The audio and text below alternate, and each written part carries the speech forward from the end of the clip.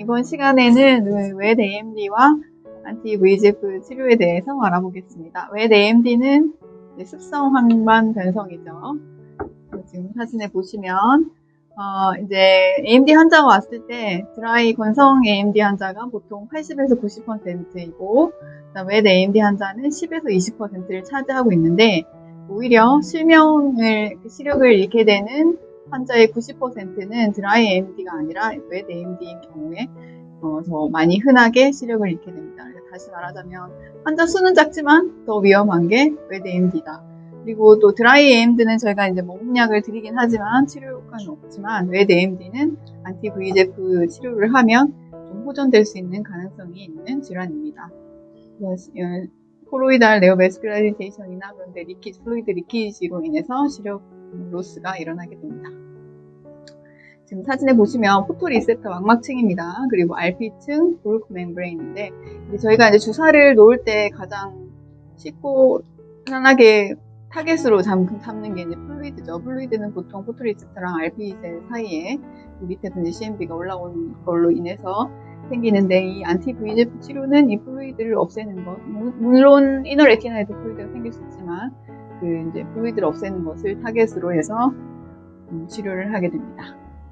근데 플루이드 어디 생긴지 잘 모르실 수도 있어서 제가 사진 한번 보여드리는데 이렇게 이제 환자분이 오시면 이건 정상 망막 사진이거든요. 호흡에 쏙 들어가 있고 이렇게 플루이드 볼록볼록하게 까맣게 돼 있는 플루이드가 차이면 안티 VEGF 치료를 시작하도록 하고 있습니다.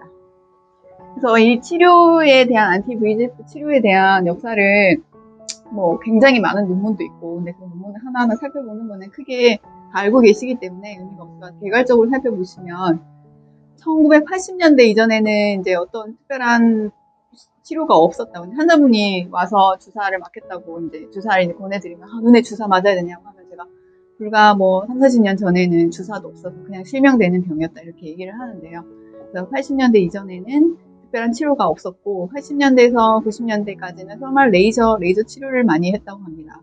그리고 2000년도에 들어오면서 서브마큘라 수술, 피가 나거나 이렇게 헤모리지가 있으면 수술을 하였고 그다음에 2000년대 또 같이 각광받던 치료가 PDT인데 요즘은 많이 하고 있진 않죠. 그래서 PDT 예전에 이제 치료받고 오신 환자분들 보면 이제 AMD가 치료는 잘 되는데 시력은 나오지 않는 그쪽 부분에 스카가 이제 잘 생기기 때문에 물론 레이저랑은 다르지만 요즘은 크게 하고 있지는 않습니다. 그리고 이제 본격적으로 안티 VEGF 에이전트가 이제 나와서 하게 된 건 2005년도로 알려져 있습니다. 그러니까 15년? 환자분한테 한 15년 전에는 치료 주사도 없었다 이렇게 얘기를 해도 될 것 같아요. 그리고 이제 여러 가지 그에 대한 논문들이 쭉쭉 있는데 김희쌤 다 알죠? 마리나 앙커, 파이어, 뷰, 하고 여러 가지 논문이 있는데 이제 마리나 앙커는 루센티스 라니비주방에 대한 효과고 라니비주방을 매달 주사를 놨더니 웹 AMD가 치료가 되었다 이런 논문이고요. 그 다음에 뷰 스터디는 이제 아플리버셉트 알리아에 대한 논문인데 이렇게 여러 가지 논문들이 나와서 이 주사가 이제 되게 효과가 좋다 이렇게 발표를 하고 있는데 요즘 이제 다 알고 계시는 거고 그 다음에 로딩의 개념 3번 처음에 주사를 한 달에 한 번씩 하고 그 이후에는 PRN으로 OCT 상에 플루이드가 있을 때마다 할 수도 있고 PRN을 할 수도 있고 또 TNE 치료를 할 수도 있는데 트리트 앤 익스텐드인데 이건 2010년도에 새로 나온 개념인데 제가 막막 교과서에 찾아봤어요. 요새 교과서에 나오더라고요.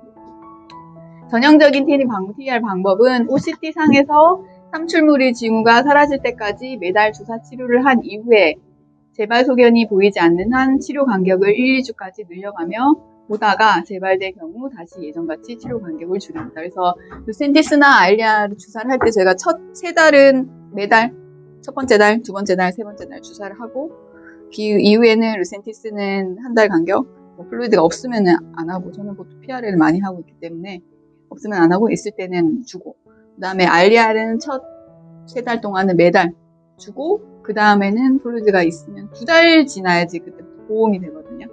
그렇게 하는데 이제 TNE, TR 방법은 처음 3번을 하고 그 이후에는 재발 소견이 보이지 않으면 치료 간격을 매달 아니라 1, 2주로 늘려가면서 보다가 만약에 재발이 되면 다시 에너마치 치료 간격을 늘려서 하는 거를 많이 대학에서는 많이 하고 있는 걸로 알려져 있습니다.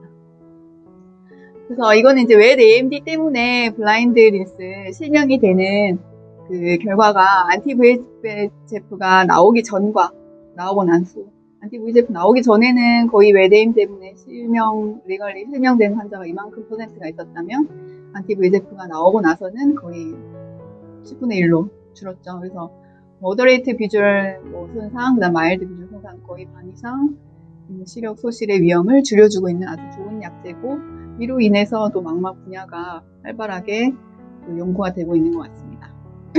그래서 이제 제가 조금 전에 말씀드렸는데, 루센티스, 알리아, 상품명 얘기하면 아바스틴 3가지 주사가 이때까지 저희가 계속 많이 쓰고 있는 주사인데, 베바시주마비 아바스틴이고요. 라니비주마비 루센티스, 그 다음에 아플리버세프는 알리아, 3가지가 있는데, 여기 보시면 베바시주마비 아바스틴은 이제 전형적인 모양으로 FC 포션과 FAB 프래그먼트 이런 모양으로 되어 있습니다. 그래서 이제 VEGF에 가서 얘가 결합을 해서 VEGF가 VEGF 리셉터에 반응되는 것을 막아줄 수도 있고, 아니면 리셉터에 가가지고 얘가 반응해서 VEGF가 반응되는 것을 막기도 하는데, 이런 모양이라고 생각하면, 라니비주마 루센티스는 요 위에 FAB 프래그먼트만 따와서 만들어진 주사 약제고, 훨씬 크기가 작기 때문에 전신 부작용이 조금 덜하죠. 덜하고, 그 다음에 이제 알리아는 FC 포션에다가 VEGF에 대한 리셉터를 딱 붙여가지고 이렇게 VEGF가 돌아다니다 여기에 딱 결합을 하면 원래 자기가 가는 길로 못 가게 막아주는 이렇게 3가지 구조를 가지고 있는데, 제가 오늘 이 그 주제를 들고 온 이유는 이제 새로 나온 주사죠. 베오뷰. 이제 한 몇 개월 됐지? 한 6개월 정도 됐나? 베오뷰가 이제 론칭돼가지고 활발하게 주사 약제로 쓰이고 있는데, 이제 저희가 다른 신무기를 하나 가지게 되는데, 베오뷰는 아까 앞에 보시면 요런 모양에서 그 위에 요 2가지를 풀 안티바디에서 이제 SCFB라고 하는 요 부분을 딱 결합을 시켜가지고 요 부분을만 떼와가지고 이제 베오뷰를 주사 약제를 만들었는데, 이거는 아주 크기가 작기 때문에 안티바디의 펑션한 가장 작은 크기지만, 그 다음에 그 분자량은 작지만 그 양이 효과가 좋아서 지금 보시면 크기가 요만하거든요. 다른 그 약제에 비해서 크게 작고, 아플리버셉보다는 12배 몰레큘들이 모여 있어서 하여튼 효과가 하이 어피너티를 가지고 있다. 그래서 이렇게 보시면 이게 VEGF고 VEGF 리셉터가 있는데, 이게 브롤루시마비 베오뷰거든요. 이런 게 돌아다니다가 거기에다가 안티 VEGF에다 딱 결합을 해가지고 리셉터에 결합하지 못하도록 막아주는 역할을 하고 있습니다. 모양이 조금씩 다른데 이제 점점 좋은 약제가 개발되어 있는 것 같고, 한 가지 약제가 나오는데 정말 나온다고 얘기 들은 게 거의 한 7년, 5년, 7년 정도 된 것 같아요. 그래서 이제 항상까지 통과하고, 그 베오뷰에 대한 논문이 이렇게 그 논문이 2가지가 있는데, 간단하게 살펴보시면 이제 아까 제가 말씀드렸지만 그 루센티스랑 알리아는 첫 3달 로딩을 하고, 루센티스는 그 후에는 1달 간격, 알리아는 그 이후에는 2달 간격. 근데 요거는 이제 12주, 3달까지 약효가 좋기 때문에 늘려갈 수 있다. 그래서 이제 그 디자인을 짠 거는 보시면 처음에 로딩은 처음에 놓고 4주 뒤에 놓고 8주 뒤에 놓고, 그 다음에 그 논문 할 때는 16주에 놓고 20주에도 놓고, 그 이후에는 이제 12주 간격, 3달 간격으로 주사를 줬어요. 그래서 베오뷰 경우 3번의 로딩 후 16주에 디지즈 액티비티가 진행하고 많이 발생하지 않으면 16주로 익스텐드해서 주사를 주다가 혹시나 그러다가 좀 안 좋다 그러면은 다시 8주로 줄여서 하는 프로토콜을 짜가지고 주사를 하고 있고, 이제 어쨌든 알리아보다는 나아야 되기 때문에 3달 간격으로 이제 디자인을 짜려고 노력을 했던 것 같은데, 3달까지 지속되지 않는 경우에는 중간에 8주째 줘도 괜찮은 걸로 되어 있습니다. 근데 이제 한 가지 맹점은 그 루센티스보다는 알리아가 부작용 합병증이 많은 걸로 되어 있고, 이제 베오뷰도 그 좀 더 어피니티가 높기 때문에 부작용이 조금 더 많이 있는 걸로 되어 있고, 현재는 지금 나와 있는 지 얼마 안 됐기 때문에 이제 3달마다 간격을 맞으면 환자도 주사도 덜 맞으면서 병원도 덜 가야 되는데, 이거는 이제 주사를 놓고 나서 그 다음날 보고 보통 권고하는 게 2주째, 일주일째 보고 2주째에서 2주 간격으로 계속 보라고 돼 있더라고요. 3달째까지. 그래서 중간에 인플라메이션이 올 수 있는데 이제 세균에 의한 감염이 아니라 진짜 인펙션이 아니라 인플라메이션